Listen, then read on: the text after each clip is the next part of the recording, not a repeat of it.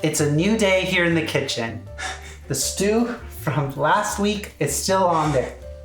I'm gonna let you in a little secret here.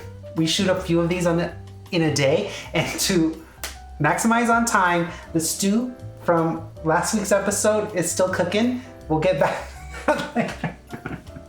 In the meantime, welcome to a new episode of Recipe on the Back.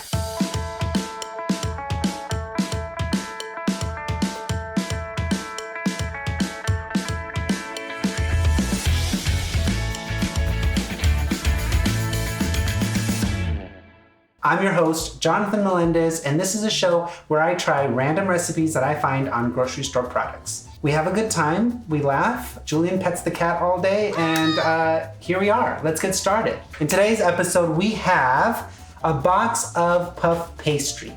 Now, frozen puff pastry beats having to make it yourself. So I always have some of this on hand. And the other day I pulled some out of the freezer because I was gonna make something. What was I gonna make? I think I was gonna make pigs in a blanket or something. If you ever make pigs in a blanket with puff pastry, you're missing out. Sprinkle a little everything bagel seasoning on it, delicious. Anyhow, what was I saying? Oh, lo and behold, there is a recipe on the back of this. And the best part is it's super easy, which we're all for that sometimes, right? Sometimes you want a super easy recipe, and this is a great one. So today we are making spinach cheese swirls.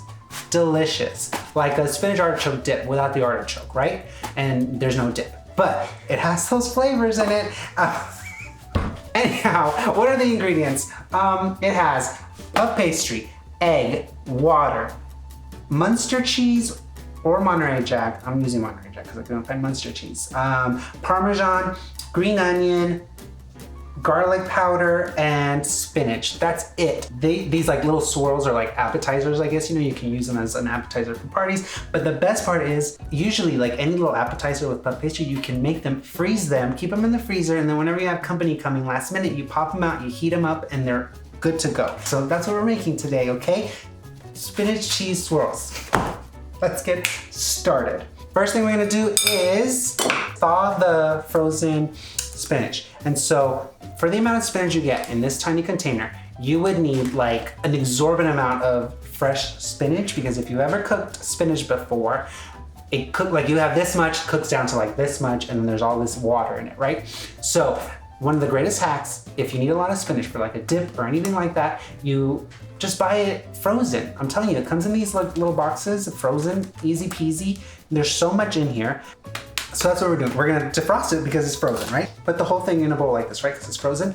Pop it in the Mikey's, that's the microwave in case you didn't know, for about a minute or two. Another tip, I also have a splatter screen for my microwave because if you've ever gone to someone's house and you looked in their microwave, it's gross, it's disgusting. 2 minutes in the Mikey's, that's cooking up. In the meantime, we're gonna grate some cheese, okay? Always, always, always, whenever possible, grate your own cheese, honestly. The grated stuff has like some kind of powder on it, mixed on it, right? To keep it like shelf stable and to keep it from clumping together. So like if you see like the shreds are separated, there's always like a little dusting powder in it. That little powdery stuff like has a weird taste to it, in my opinion. And so it's always best just to grate it yourself. Honestly, it doesn't take any time at all. Half a cup of cheese into a bowl, a quarter cup of Parmesan, right? We're just gonna eyeball it at this stage. Slice up a scallion. Now it said 1 scallion, but I'm gonna do 2 because I like it. Use your whites of the scallions. Everyone goes just to the greens and they throw away the whites. All the flavor is in the whites. And then we're going to add 1/8 teaspoon of garlic powder. That seems silly. We're gonna do 1/4. There's no salt because obviously Parmesan is pretty salty and the Monterey Jack has a little bit of salt, but I will add black pepper because I think it could use. So mix that together, move it to the side. Now, let's not forget our spinach. There is a lot of water in this. So it's important to put it in a fine mesh strainer, which is this, right? And then kind of use your hands to press out all of this extra moisture. If you leave this moisture in here, your swirls are gonna be soggy. We're going to add the spinach into our cheeses. Kind of break it up with your hands because it's all kind of entwined together, I guess. So So you mix all that together, and now this is your filling for your pinwheels, right? So let's set ourselves up for success. We're going to make like a little egg wash here, because with puff pastry, as you'll find, if you cook puff pastry without an egg wash, it'll get brown, but not like that golden brown that usually you see with puff pastry. To get that golden brownness, we brush it with a little egg wash, right? So we have 1 egg and a splash of water. There we go, and now we are ready to assemble. It comes folded like this, so we're going to unfold it, remove the paper. Because it has these creases here and it's a little thick, I'm going to roll it out slightly, because I like to kind of remove these creases. Now, I'm going to brush it with egg wash. Make sure you evenly brush it. Brush pastry with egg wash, top with cheese mixture. And then we're gonna spread it out evenly. It says to use all, because I guess you only use one of the sheets. Press it down a little to help it.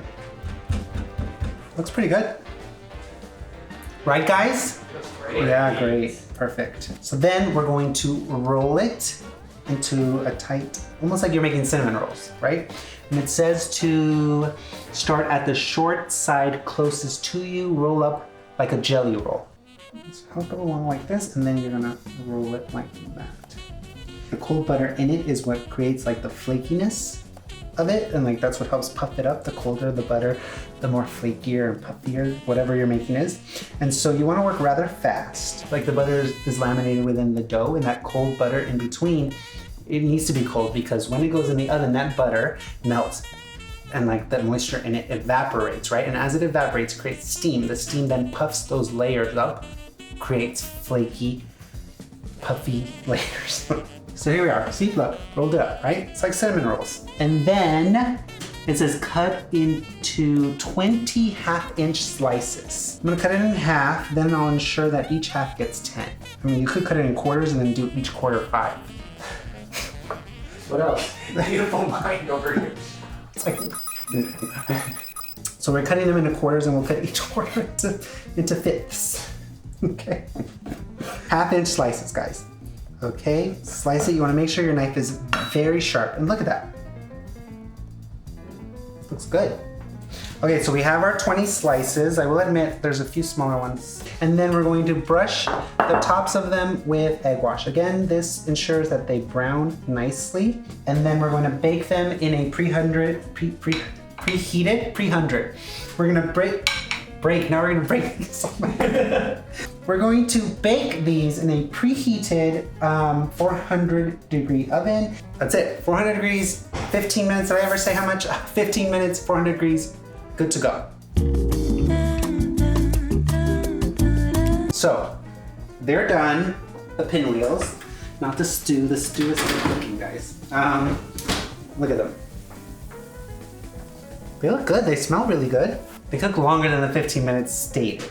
I did like an extra 10 minutes, and I don't know if that's my oven or what, but just to let you know, well, just say bake for 15 minutes or until golden. So I guess they're like, well, that's our safety net. But they look delicious. First glance, they look great. They smell really good. You can see the flaky layers. They're very hot. It does say to let them cool for a bit and serve them either warm or at room temperature. Awesome. Best part of this show, to try it. I'm very excited. Let's see.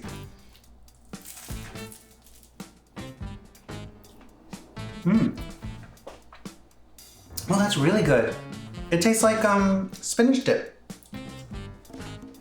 It's really, really good, honestly.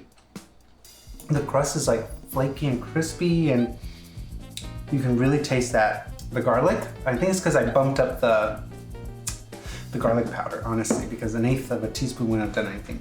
But it's delicious. Honestly, I highly recommend this. I would give this a 9. I'm not giving it a 10 because I do feel like it could use a little oomph, like maybe some crushed red pepper flakes would be delicious, like chopped up Fresno chilies. Something, it needs something, like a kick, or, because right now it's all kind of just like flat. But honestly, awesome, I highly recommend it. Give it a try. Thank you so much for watching. Come back again. We'll explore a new recipe. Thanks, guys.